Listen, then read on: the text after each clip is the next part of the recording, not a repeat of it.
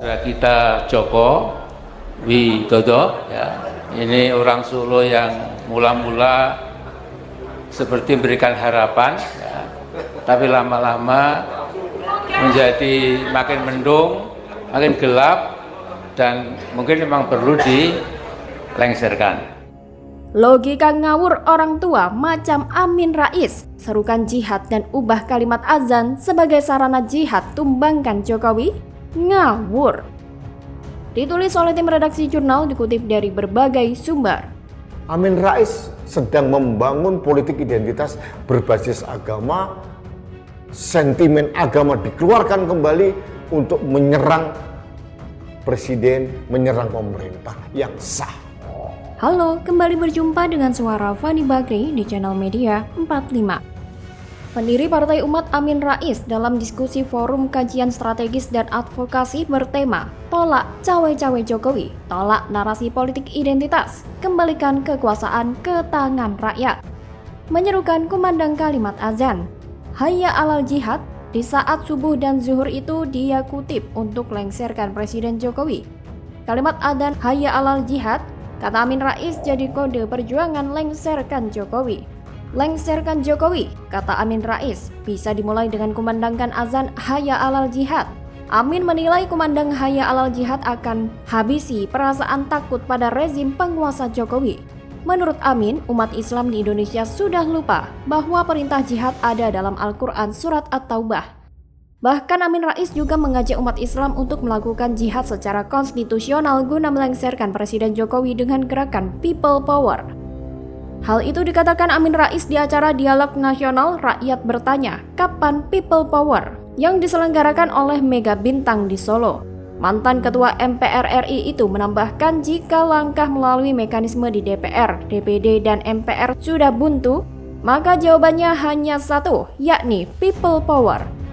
Dia menilai Jokowi yang pada awalnya diidam-idamkan rakyat untuk menjadi pemimpin yang bisa diamanahi harapan, justru makin jauh dari visi kerakyatan. Sebenarnya apa yang diungkapkan oleh Amin Rais itu justru sedang membuat gaduh perpolitikan di Indonesia.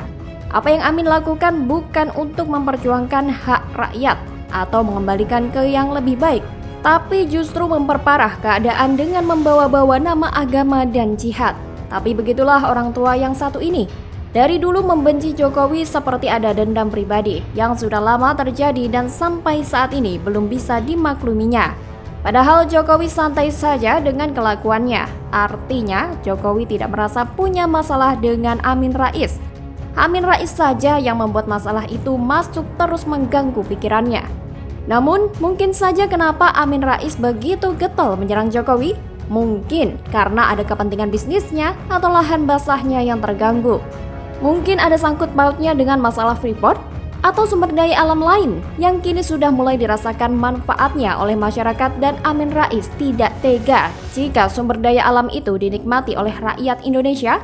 Maunya sih Simbah yang menguasai bersama koleganya. Apakah begitu?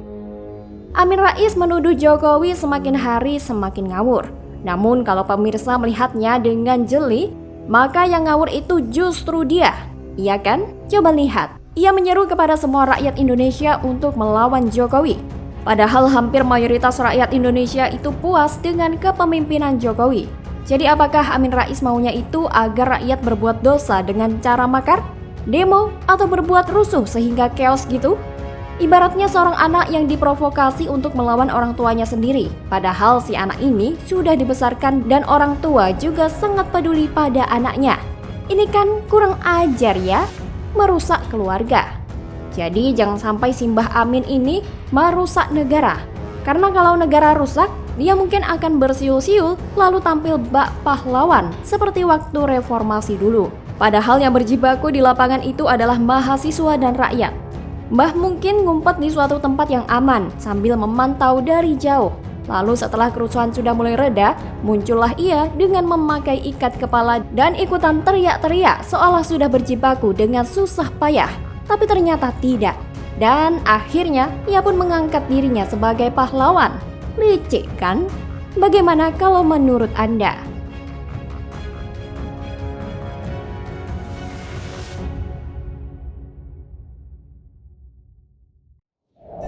Saya rasa rekam jejak itu tidak bisa dihapus. Rekam jejak itu ada di sini. Dan saya rasa rakyat Jakarta juga bisa menilai. Dan saya setuju yang disampaikan oleh Bung Syahrin tadi. Bandingkan rekam jejak. Bandingkan aja. Denny Indrayana berikan fakta terbalik soal Anies. Anies disebut lebih baik dari Ganjar. 5 tahun DKI hancur bos dipimpin Anies. Ditulis oleh tim redaksi jurnal, dikutip dari berbagai sumber. Wah, apapun yang dikerjakan di Jakarta hari ini adalah kewenangan yang hari ini ada di tangan orang yang dilantik oleh Presiden. Kalau seseorang dibandingkan dengan kesempurnaan, pasti dia tidak sempurna. Tapi bandingkan satu dengan lainnya. Rekam jejaknya, rekam gagasannya, rekam karyanya. Halo, kembali berjumpa dengan suara Fani Bakri di channel Media 45. Itulah kenapa dia hanya mampu mengeluarkan teori-teori besar tanpa sedikit pun kemampuan secara teknis dalam mengelola kota besar.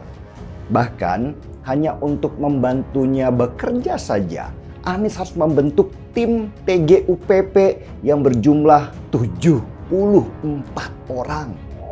Politisi Partai Demokrat Denny Indrayana menceritakan kisah dan pengalamannya mengenal Anies Baswedan dan Ganjar Pranowo sejak masih menjadi mahasiswa di Universitas Gadjah Mada. Hal inilah yang mendasarinya memiliki prinsip tegas dalam mendukung Anies dibanding Ganjar. Dalam penjelasannya di akun Twitter pribadinya, ex-Wamenkumham itu menyatakan lebih memilih mendukung Anies karena chemistry dan nasib yang lebih sama. Ia pun membeberkan perbedaan mendasar di antara ketiga capres yang dijagokan di 2024, yakni Anies, Ganjar, dan Prabowo Subianto. Ganjar dan Prabowo merupakan kader utama sehingga lebih mudah mendapatkan dukungan partai masing-masing, PDI Perjuangan dan Gerindra. Sedangkan perjalanan Anies Baswedan lebih menantang. Dia menunjukkan kapasitas dan integritas lebih, sehingga punya daya tawar politik di hadapan Partai Nasdem, Demokrat, dan PKS. Selain dukungan partai, Denny juga menyinggung perihal modal kampanye. Ia menyebut Ganjar dan Prabowo dibiayai oleh konglomerat, sedangkan Anies berjuang dengan berat untuk mencukupi dana kampanyenya.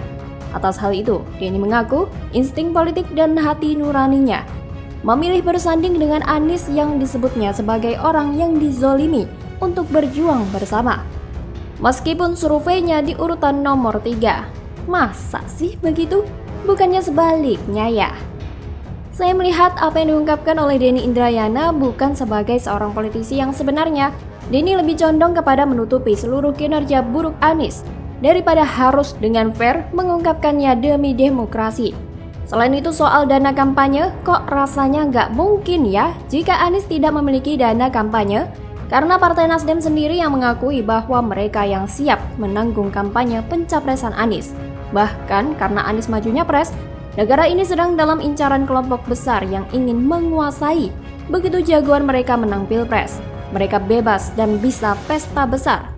Tapi mereka takut ketahuan, mereka tidak ingin diketahui. Mereka ingin jagoannya dipersepsikan bersih dan tidak ada yang menunggangi. Begitu menang pilpres, ujung-ujungnya bakal ketahuan. Mirip dengan skenario Pilkada DKI Jakarta. Seiring berjalannya waktu, satu persatu bau busuk mulai tercium. Kelebihan bayar, banyak proyek tak jelas dan boros. Formula E, boros artinya dermawan. Kelebihan bayar adalah dermawan. Dermawan ke siapa? Silakan tanya ke Anies saja. Dia bisa jawab, tapi mungkin tak akan mau jawab. Yang terpenting presidennya bukan Anies. Untuk saat ini, yang terlihat jelas adalah Ganjar, Prabowo, dan Anies. Komposisi mungkin bisa berubah jelang pengumuman capres dan cawapres. Tapi untuk Anies, no way. Tidak ada kompromi untuk Anies. Apa yang dia lakukan selama 5 tahun tak boleh terulang lagi. Cukup deh 5 tahun warga DKI dibodohi dan dibohongi. Jangan sampai merembes ke seluruh warga seluruh Indonesia. Selain isu politik identitas yang terjadi di 2017 mencabik-cabik persaudaraan, dan inilah dosa terbesar Anies Baswedan. Sementara itu, Anies tidak pernah mengatakan apa yang terjadi saat itu. Salah satu keliru. Keliru atau salah yang penting menang. Begitulah kira-kira. Saat Pilkada DKI Jakarta, Anies Baswedan dan Bani Sumbu Pendek membuat strategi dan memanfaatkan momen Ahok yang kemudian memenjarakan Ahok. Satu hal yang membuat kita berpikir adalah harapan kelompok yang memilih Anies Baswedan saat itu adalah perubahan yang luar biasa dengan membawa panji-panji dan simbol agama sebagai dalilnya. Tapi kenyataannya berbeda. Anies Baswedan hanya pandai ngibul sambil menyusun kata-kata bukan karya seperti subjek, objek, predikat, dan keterangan waktu atau SOPK dibuat bablas. Ia hanya pandai merangkai kata, saking pandainya ia merusak tatanan bahasa juga. Terdengar enak di telinga, tapi mengaburkan substansi makna bahasa. Maka dari itu, apa yang diungkapkan oleh Denny Indrayana hanya sebagai upaya memperbaiki citra Anies, tidak untuk mengedukasi warga, mana pemimpin yang bagus dan mana yang tidak. Bagaimana kalau menurut Anda?